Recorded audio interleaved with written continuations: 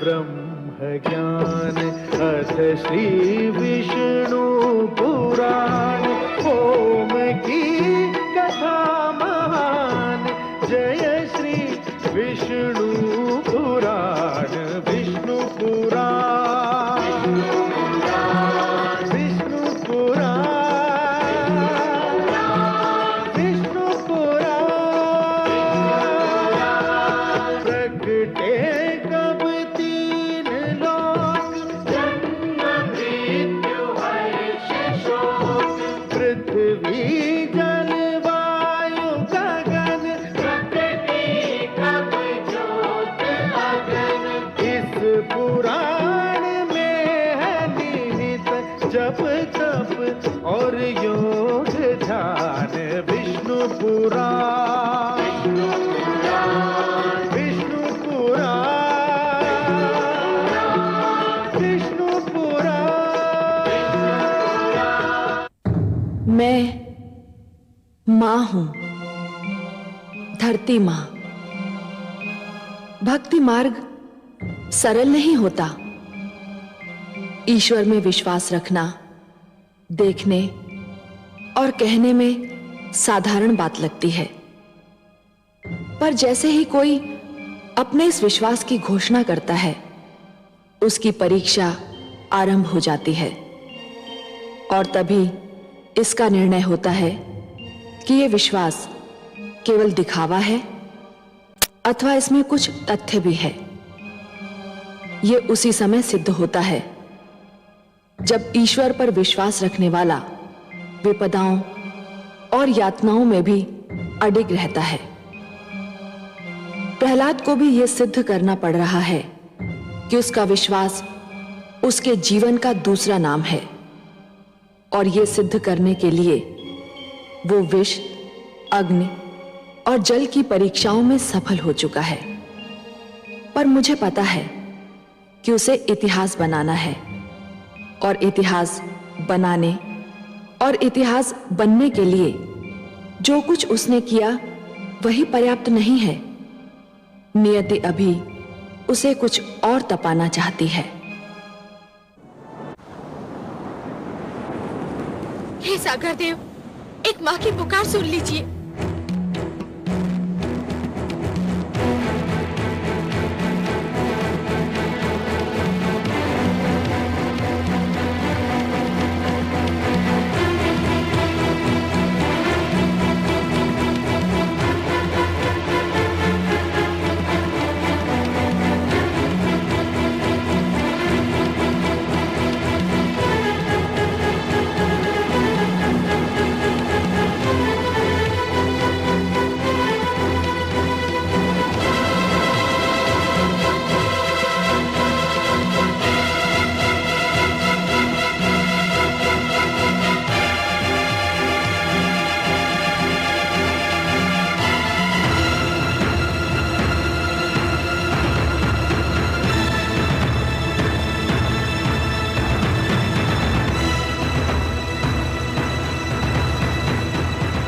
भगवान सर्वशक्तिमान, अनर्थ हो गया है। क्या हुआ? महारानी कायाधु राजभवन छोड़कर चली गई हैं। क्या? राजभवन छोड़कर चली गई? कहां चली गई? पुत्र वियोग में व्याकुल होकर वो सागर की ओर गई हैं, जहां कामरूप नरेश ने राजकुमार को डुबो दिया था। महाराज, महारानी कहीं जल समाधि ना ले लें। ये माता और पुत्र मिलकर मुझे पागल कर देंगे। पागल कर देंगे दोनों मिलकर। जाओ, रोको उन्हें। वो मेरे रोके नहीं रुकेंगी, केवल आप ही उन्हें रोक सकते हैं, और आपको उनको रोकना ही चाहिए, नहीं तो ये संसार क्या कहेगा। महाराज ठीक है, तुम मेरे साथ चलो और कुछ सैनिक भी ले लो।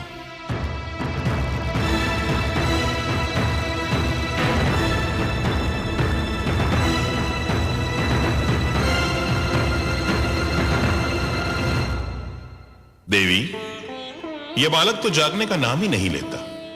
कब से सो रहा है? भला कब तक सोता रहेगा ये? बालपन की नींद है स्वामी, सो लेने दीजिए। आयु बढ़ती है, जीवन की चिंताएं और समस्याएं घेर लेती हैं, तब ऐसी नींद बहुत याद आती है।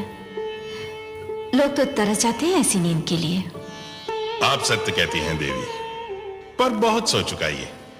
अब इसे जागना होगा। कम से कम जागकर ये तो देखे कि इसके ननिहाल में इसका आदर सत्कार कैसा हुआ।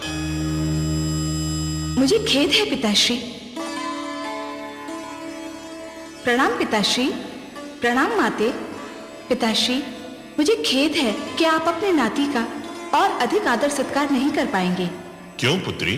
क्योंकि इसकी माता इसके वियोग में तड़प रही है। पुत्र प्रहलाद को उसके पास लौटने में और अधिक विलंब हुआ तो वो अपने प्राण त्याग देगी।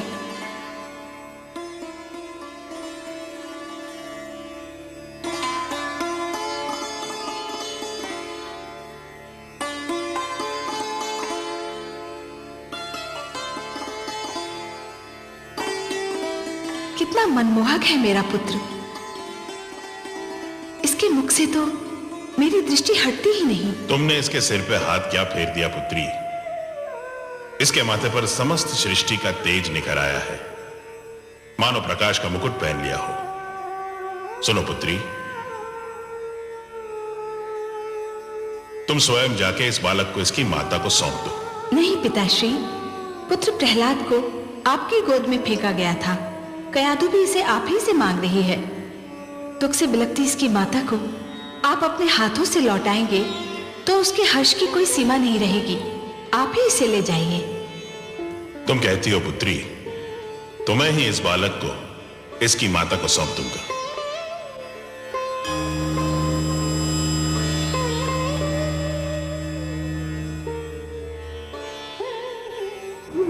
हे सागर देव, लगता है आपने अपनी सारी परंपरा को छोड़कर मेरे पुत्र की बलि स्वीकार कर ली है। मेरे लिए मेरे पुत्र के बिना जीवित रहना व्यर्थ है। आपको मेरी बलि भी स्वीकार करनी होगी। ठहरो पुत्री, तुम सत्य कहती थी, मैं भेंट नहीं स्वीकार करता।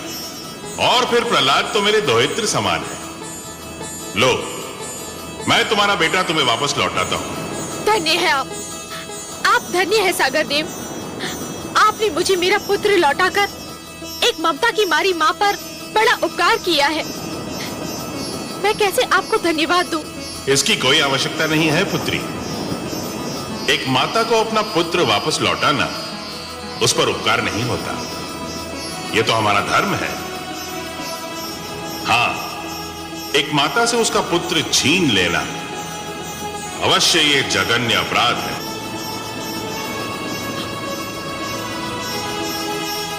मेरा पुत्र, मेरा पुत्र, मेरा लाल, मेरा लाल। माते, आप यहाँ कैसे आई और मैं यहाँ कैसे आया? मैं तो कारागार में था ना।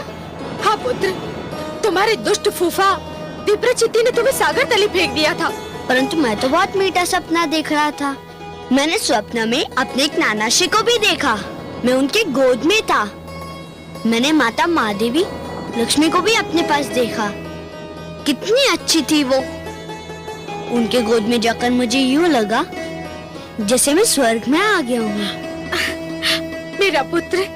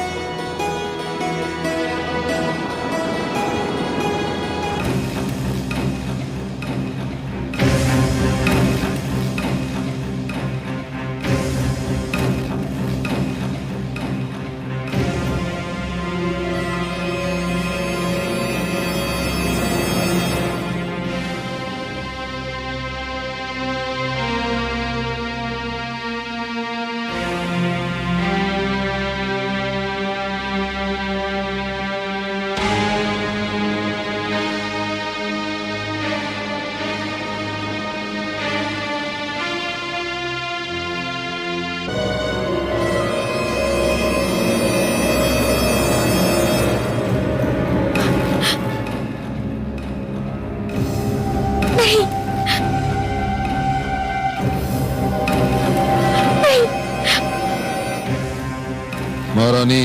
नहीं। प्रणाम पिताश्री। दुष्ट,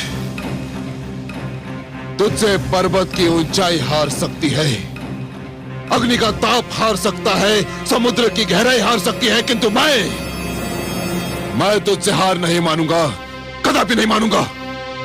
सैनिकों पकड़ से। रुक जाओ सैनिकों, यदि किसी ने मेरे पुत्र को हाथ भी लगाया तो मैं इसके और अपने प्राण एक कर दूंगी।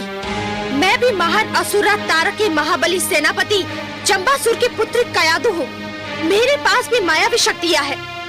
मैंने आज तक इन शक्तियों का प्रयोग नहीं किया, पर यदि कोई मेरे पुत्र के निकट भी आया तो आज मैं भी अपनी शक्ति दिखाकर इस शक्ति का प्रयोग करूंगी। देखते क्या हो, पकड़ लो इस धूर्त को। सावधान, आगे मत बढ़िए दैत्येंद्र, आगे मत बढ़िए। रानी, हट जाइए मेरे मार्ग से। रुक जाओ नहीं, स्वामी, दैत्येंद्र, नहीं। रुक जाओ। प्रणाम गुरुदेव। गुरुदेव, आपने बहुत देर कर दी। आप होते तो मेरे साथ इतना बड़ा अनर्थ ना होता गुरुदेव। आपके ना होने से मेरे साथ क्या क्या ना हुआ। मेरा पुत्र मेरा सबसे बड़ा बैरी बन गया, मेरा उत्तराधिकारी मेरा महानतम विरोधी बन गया गुरुदेव। मैं जानता हूं दैत्येंद्र, मैं सब जानता हूं। तुम चिंता मत करो, अब मैं लौट आया हूं, सब ठीक हो जाएगा।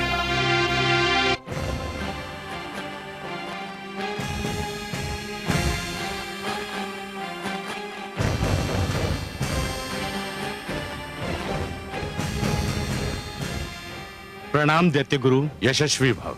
प्रणाम भ्राताश्री। दुष्ट प्रहलाद का अंत हो गया भ्राताश्री, साथ ही आपकी चिंताओं और समस्याओं का भी अंत हो गया। ना तो दुष्ट प्रहलाद का अंत हुआ, ना ही मेरी चिंताओं और समस्याओं का। वो पापी फिर बच निकला विप्रचित्ती, फिर बच निकला। तुमने जिस सागर में उसे फेंका था उसमें मेरी उमंगें डूब गईं,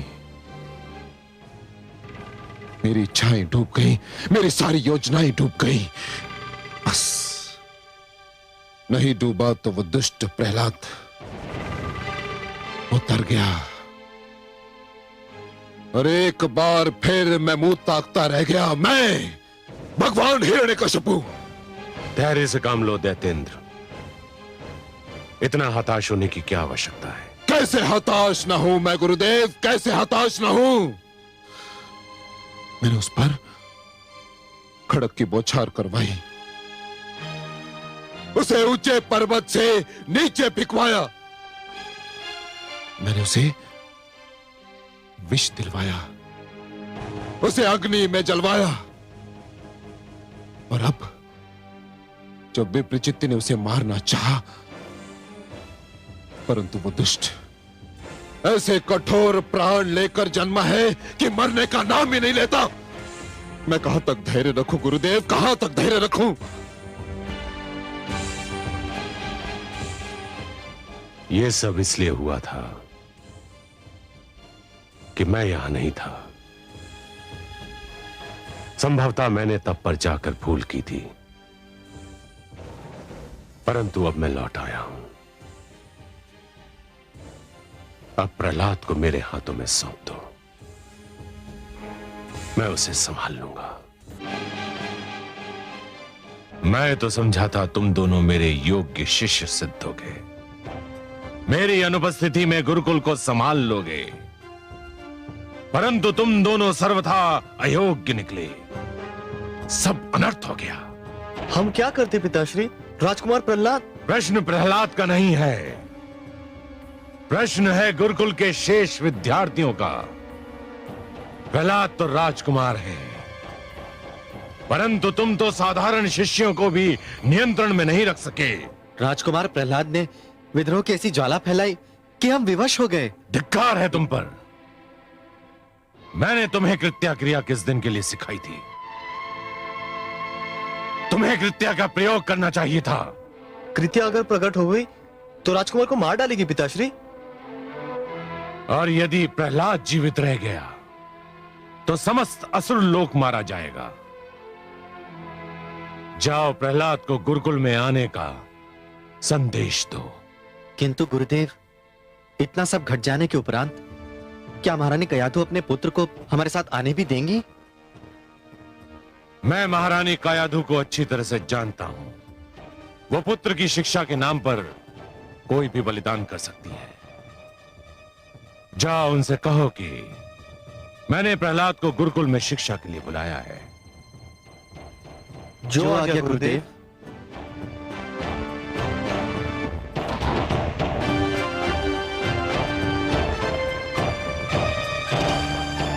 हे कमल नयन, ये कृत्या क्रिया क्या है? कृत्या? कृत्या एक तांत्रिक क्रिया है महादेवी, दुष्क्रिया कहिए। क्या होता है इस क्रिया में? इस क्रिया में तंत्र विद्या की सहायता से एक राक्षसी को जन्म दिया जाता है और वो राक्षसी उस व्यक्ति को मार देती है जिसे मारने के लिए उसे जन्म दिया गया हो। हाय मेरा पुत्र। हे कमल नयन, कोई सीमा भी है इन दुष्टों के अत्याचार की? हर जतन तो करके देख लिया इन दुष्टों ने मेरे पुत्र को मारने का, इनके मन को शांति नहीं मिली। महादेवी, जिस प्रकार नरक में चाहे जितने पापी डाल दीजिए पर नरक का पेट नहीं भरता, उसी प्रकार दुष्ट जन चाहे जितने दुष्कर्म कर लें उनका भी मन नहीं भरता। परंतु हे सर्वेश्वर, क्या इस कृत्या क्रिया का कोई तोड़ नहीं है? है महादेवी, अवश्य है। कृत्या क्रिया का तोड़ स्वयं उसी क्रिया में निहित है। अर्थात? महादेवी, इस क्रिया द्वारा जिस राक्षसी को जन्म दिया जाता है, यदि वो राक्षसी अपने लक्ष्य को मारने में असफल हो जाए तो उन्हीं लोगों की हत्या कर देती है जिन्होंने उसे जन्म दिया था। मेरी कामना है कि ऐसा ही हो। महादेवी, यदि आपकी कामना विधाता के लेख से मेल खाती हो तो वो अवश्य पूरी होगी। भ्राता मर्ग, पिताश्री तो बहुत रुष्ट हैं। यह सब राजकुमार प्रहलाद का किया धरा है भ्राताशण। उन्हीं के कारण हमें यह फटकार सुननी पड़ रही है। और पिताश्री का क्रोध तो तुम जानते ही हो, एक बार चढ़ जाए तो उतरने का नाम ही नहीं लेता है। मेरे मन को पिताश्री का क्रोध शांत करने का एक उपाय सूझा है। क्या? देखो भ्रातामर, यदि हम राजकुमार प्रहलाद को गुरुकुल लाने से पहले मार्ग में हाथी के पैरों तले कुचलवा डालें तो पिताश्री को बहुत प्रसन्नता होगी और उनका क्रोध भी शांत हो जाएगा। वैसे मैंने इसका प्रबंध भी कर लिया है। तुम भी विचित्र बात करते हो भ्राताशण। अरे पहले महारानी कयाधु को उसे हमारे साथ गुरुकुल ले जाने की अनुमति तो दे लेने दो। अकारण अंधकार में बाण फेंके जा रहे हो। चलो अब।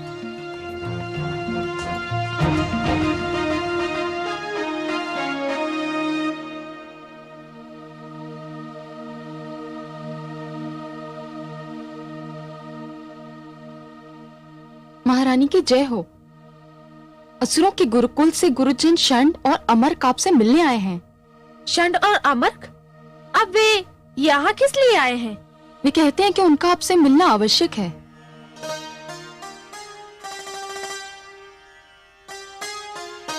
ठीक है, बुलाओ उन्हें।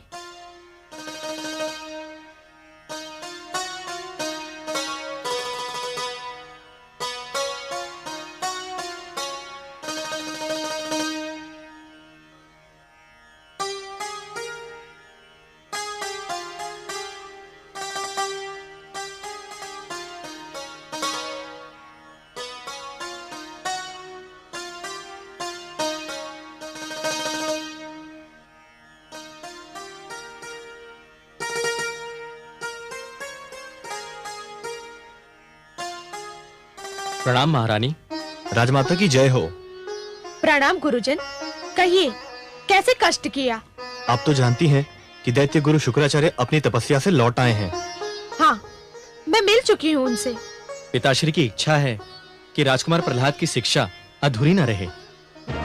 किस शिक्षा की बात कर रहे हैं आप? उस शिक्षा की जिस शिक्षा में मेरे पुत्र को कोई रुचि ही नहीं है। आपको तो अनुभव हो चुका है गुरुजन। तब बात और थी महारानी। राजकुमार प्रहलाद की शिक्षा का भार हमें सौंपा गया था और आपको तो ज्ञात है कि हम दोनों को उतना अनुभव नहीं था। परंतु अब पिताश्री शुक्राचार्य स्वयं लौट आए हैं। तो क्या हुआ? क्या अंतर आएगा उनके आने से? पिताश्री की शिक्षा देने का ढंग बहुत अनुपम है महारानी। वे स्वयं शिक्षा देंगे तो संभव है राजकुमार प्रहलाद कुछ संभल जाए और भगवान हिरण्यकश्यप का क्रोध भी कुछ कम हो जाए। राजकुमार की शिक्षा अधूरी रह गई और अधूरी शिक्षा अच्छी नहीं होती महारानी। मेरा मन तो नहीं करता, परंतु लगता है आप दोनों ने मेरी दुर्बलता पहचान ली है। मैं अपने पुत्र को पूर्णतया शिक्षित देखना चाहती हूँ। तो फिर देर काहे की, बुलाइए उन्हें। हम पिताश्री के आदेश पर उन्हें अपने साथ गुरुकुल ले जाने आए हैं। पर मेरे पुत्र की सुरक्षा का क्या होगा? वो पिताश्री की रक्षा में रहेंगे और फिर हम भी तो हैं। आप तो जानती हैं कि वे जब तक हमारे साथ गुरुकुल में थे हमने उन्हें कोई कष्ट नहीं होने दिया।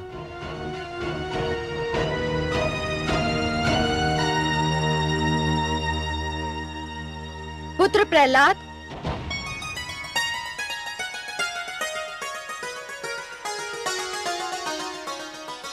प्रणाम गुरुजन। आयुष्मान भव शिष्य। तेजस्वी भव शिष्य। पुत्र प्रहलाद, तुम्हारे गुरुजन तुम्हें अपने साथ गुरुकुल ले जाने आए हैं। उन्हें गुरु शुक्राचार्य ने भेजा है। ये तो बहुत शुभ समाचार है। मुझे बहुत दुख था कि मेरी शिक्षा अधूरी रह गई। तो तुम जाओगे उनके साथ? हाँ, अवश्य जाऊंगा। पुत्र, तुम्हें भय नहीं लगता? भय? किस बात से भय माते? शिक्षा से भय या गुरुकुल जाने से भय? जो शिक्षा और गुरुकुल से डरते हैं वे जीवन में कुछ नहीं कर पाते। परंतु पुत्र, तुम्हें कुछ हो गया तो? मुझे अब तक कुछ हुआ माते? आप चिंता ना करिए, मुझे कुछ नहीं होगा। मुझे जाने की अनुमति दीजिए।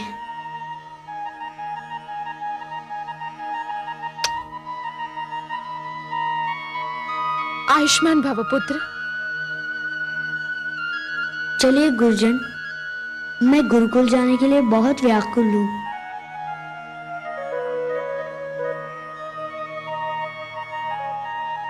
तुम्हारा आशीर्वाद है मेरे साथ। विश्वास करो, मुझे कुछ नहीं होगा। जाओ पुत्र।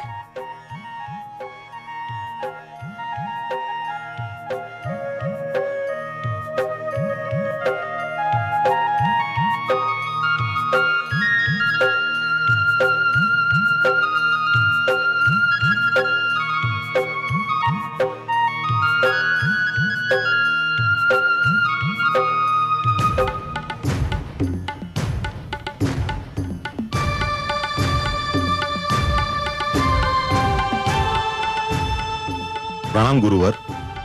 क्या समाचार लाए हो सेनापति? शुभ समाचार है दैत्य गुरु। महारानी कयाधु ने राजकुमार प्रहलाद को गुरुकुल जाने की अनुमति दे दी है। राजकुमार गुरुजन षंड और अमर के साथ गुरुकुल की ओर प्रस्थान कर चुके हैं। शुभ समाचार, अत्यंत शुभ समाचार। मुझे भय था हिरण्यकश्यपु, कहीं महारानी कयाधु ममता की भावना के अधीन होकर प्रहलाद की राह ना रोक ले। पर दैत्येंद्र, यह तो आपके लिए अत्यंत शुभ समाचार है कि उन्होंने ऐसा नहीं किया। अब आप सब कुछ मेरे ऊपर छोड़ दीजिए। या तो मैं प्रहलाद को सीधी राह पर ले आऊंगा या सदा सदा के लिए आपकी राह से हटा दूंगा। मुझे शीघ्र से शीघ्र गुरुकुल पहुंचना चाहिए। मुझे विश्वास है जहां सब असफल हो गए वहां आप और केवल आप ही सफल हो सकते हैं गुरुदेव। किंतु गुरुदेव, मुझे तभी विश्वास होगा जब मैं उस दुष्ट प्रहलाद की मृत्यु का समाचार आपके मुख से सुनूंगा। मेरे गुरुकुल में जाने की देर है, समाचार आने में देर नहीं लगेगी।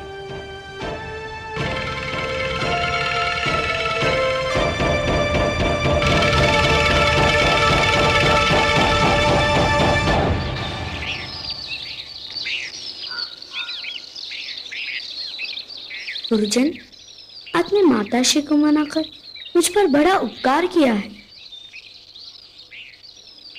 मैं अपने गुरुकुल के मित्रों से मिलने के लिए बड़ा व्याकुल था। वे भी तुम्हें देख के बहुत प्रसन्न होंगे। क्या हमें ज्ञात है कि मैं वहां आ रहा हूँ? नहीं नहीं, हमने यह निर्णय लिया था कि अचानक तुम्हें उनके समक्ष ले जाकर उन्हें अचंभे में डाल देंगे। अरे ये आवाज कैसी? हाँ, शिष्य प्रहलाद, तुम यही ठहरो, हम देख के आते हैं कि ये हाथी कहां से आ रहा है। आ भ्रातामर। हाँ, यही ठहरना।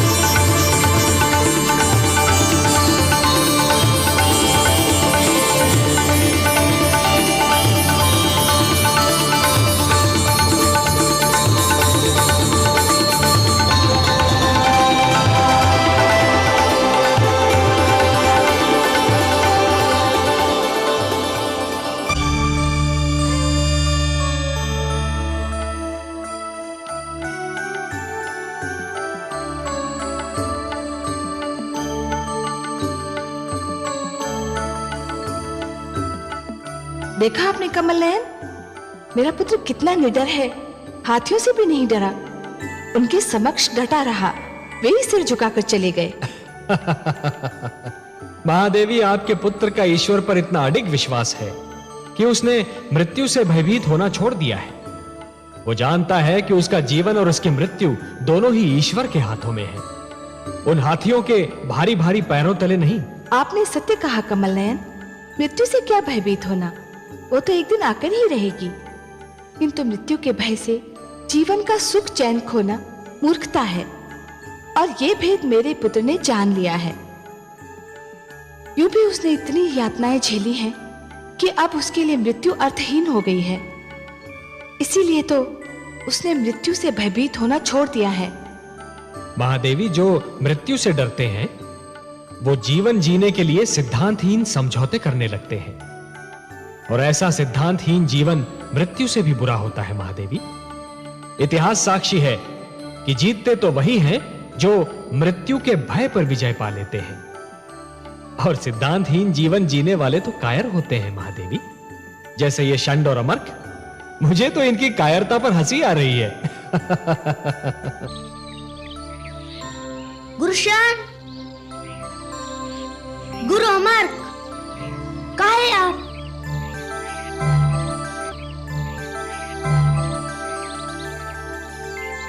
कहाँ चले गए थे आप दोनों? हम कहीं नहीं, हम तो यहीं थे। हाँ। क्या आप हाथी से भयभीत हो गए थे? नहीं नहीं, हम क्यों भयभीत होंगे? क्यों भ्राताशंड, है ना? बिल्कुल बिल्कुल, हाँ। हम तो नित्य हाथियों के साथ में खेलते हैं, है ना? हाँ। परंतु गुरुजन, लगता है ये हाथी हमारे संग खेलने नहीं, कुछ और करने आया था। कुछ और? चलिए गुरुजन, गुरुकुल में हमारी प्रतीक्षा हो रही होगी। हाँ, चलो।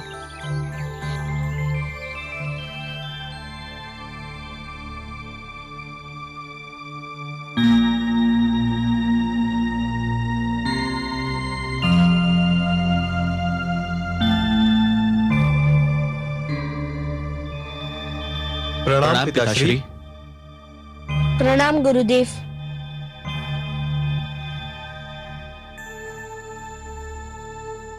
आयुष्मान भव। तुम दोनों बाहर जाओ पुत्र, मुझे शिष्य प्रहलाद से एकांत में बात करनी है।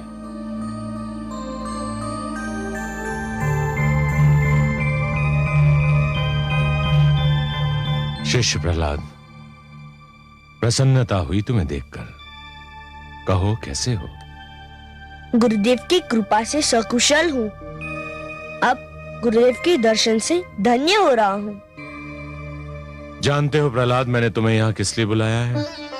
मेरी अधूरी शिक्षा संपूर्ण करने के लिए, और मैं इसे अपना सौभाग्य समझता हूँ कि मुझे आपसे शिक्षा मिलेगी। मैं चाहता हूं कि तुम्हारी शिक्षा संपूर्ण हो, परंतु उससे पूर्व मैं तुमसे एक प्रश्न पूछना चाहता हूं। मेरे प्रश्न का उत्तर दोगे? आपके प्रश्न का उत्तर देने की क्षमता तो नहीं है मुझ में, किंतु यथाशक्ति प्रयत्न करूंगा। शिष्य, तुम जानते हो कि दीपक का धर्म क्या है? प्रकाश फैलाना गुरुदेव, अंधकार से संघर्ष करना।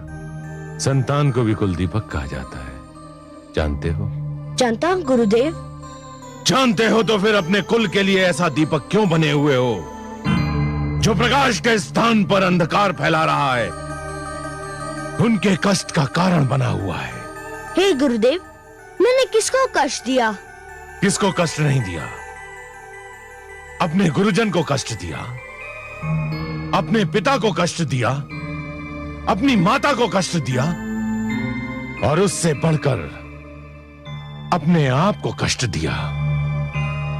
तुम्हें कटारों की तेज धार पर रख लिया गया, पर्वत से गिराया गया, विष पिलाया गया, नागों के बीच छोड़ दिया गया, अग्नि में जलाया गया, सागर में डुबोया गया। परंतु ये सब मेरे लिए कष्ट नहीं सिद्ध हुए। ये सब तो मेरी परीक्षाएं सिद्ध हुई, और आपकी कृपा से मैं इन परीक्षाओं में सफल हुआ। संभव है, किंतु तुम अपने माता पिता और समस्त असुर लोग के कष्ट का कारण तो बने हुए हो। उसका क्या उत्तर है तुम्हारे पास? हे गुरुदेव, यदि उनके कष्ट का कारण मैं होता तो विश्वास कीजिए, मैं अपने हाथों अपने जीवन का अंत कर लेता। परंतु ये सत्य आप भी जानते हैं और मैं भी जानता हूँ कि उनके कष्ट का कारण मैं नहीं हूँ। तो कौन है उनके कष्ट का कारण? मेरे प्रश्न का उत्तर दो प्रहलाद। मैं नतमस्तक होकर आपसे क्षमा याचना करता हूँ गुरुदेव, परंतु आपने मुझे उत्तर देने का आदेश दे ही दिया है, तो मेरा उत्तर भी सुन लीजिए। उनके कष्ट का कारण आप हैं।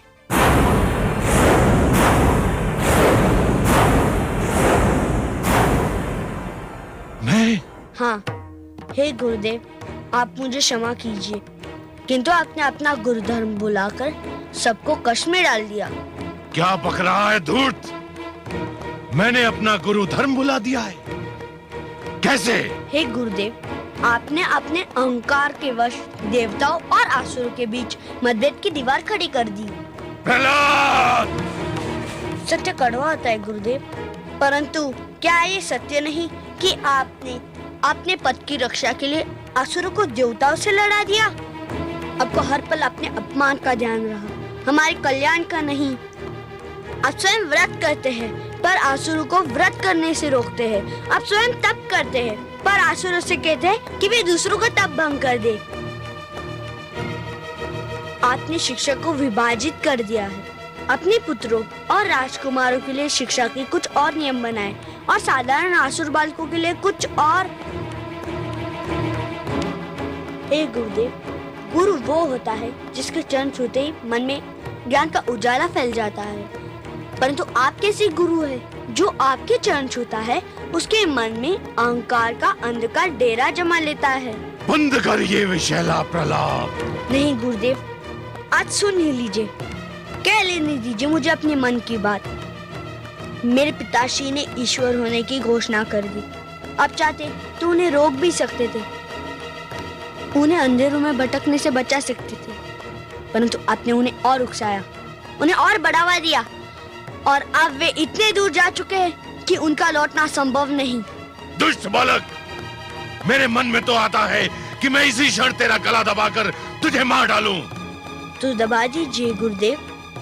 आपके हाथों मुझे मृत्यु प्राप्त हुई तो मैं इसे अपना सौभाग्य समझूंगा। अवश्य प्राप्त होगी दुष्ट, अवश्य प्राप्त होगी। मैं तेरे सिर पर काल की छाया मंडराते देख रहा हूं। हट!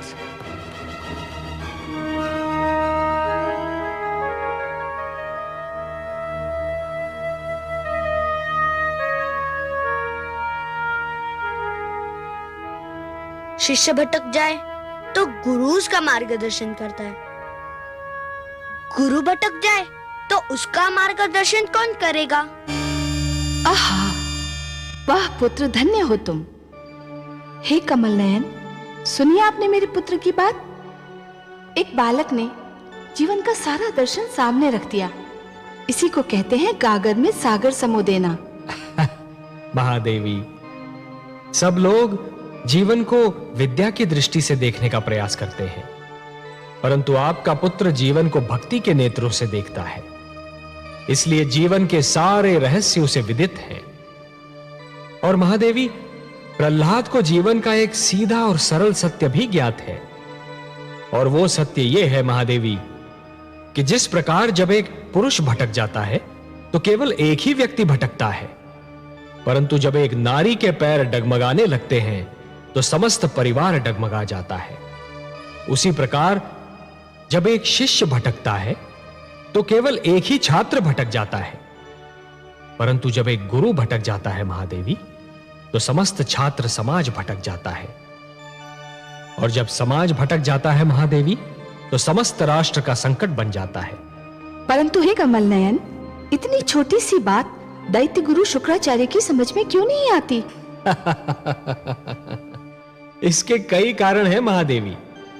हठ, अहंकार, घायल अहम की पीड़ा, और सबसे बढ़कर बुद्धि और विवेक का अंधा विरोध। उन्होंने अपनी सद्बुद्धि को अपने अहंकार के पास रहन रख दिया है। दैत्य गुरु शुक्राचार्य स्वयं भी भटक रहे हैं और हिरण्यकशिपु को भी भटका रहे हैं।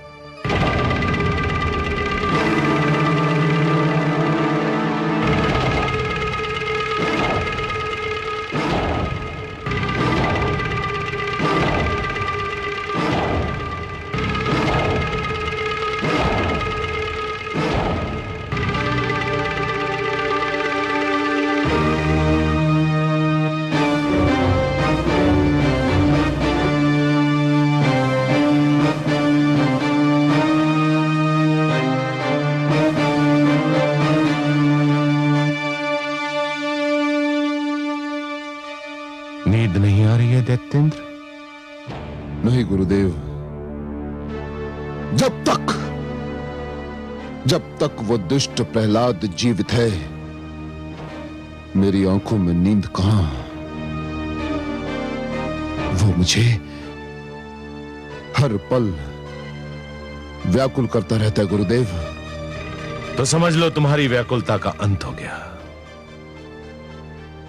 चैन की नींद सो जाओ दैत्येंद्र, अब तुम्हारी निद्रा में कोई विघ्न नहीं डालेगा। मैं समझता था मैं प्रहलाद को समझा लूंगा, उसे सीधी राह पर ले आऊंगा, परंतु यह मेरा भ्रम था। जिसने मृत्यु से मैत्री कर ली हो उसे जीवन का संग नहीं सुहाता। मैं उसका वध करके ही तुम्हारे पास आता, परंतु वो तुम्हारा पुत्र है, तुम्हारा कुलदीपक है, तुम्हारे शरीर का अंग है। इसलिए मैं तुम्हें यह बताने आया हूं कि मैंने उसका वध करने का निर्णय कर लिया है। सुंदर, अति सुंदर गुरुदेव। हां शिष्य, मैं तुमसे यही कहने आया हूं कि तुम्हारा पुत्र भोर का सूर्य नहीं देख पाएगा। जाओ, चैन की नींद सो जाओ। धन्यवाद गुरुदेव, आपको कोटि कोटि धन्यवाद। मुझे तुम पर गर्व है शिष्य कि तुम मसुर लोक के लिए और अपनी प्रजा का धर्म बचाने के लिए अपनी संतान को भी त्याग सकते हो।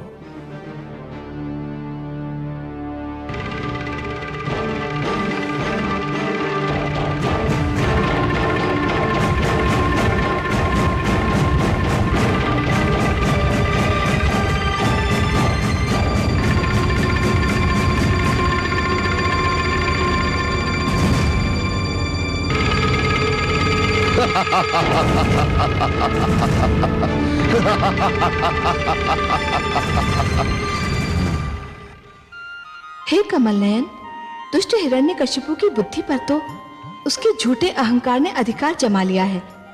अपने ईश्वर होने के मद में वो कब का भूल चुका है कि वो प्रहलाद का पिता भी है। परंतु दैत्य गुरु शुक्राचार्य को क्या हो गया है?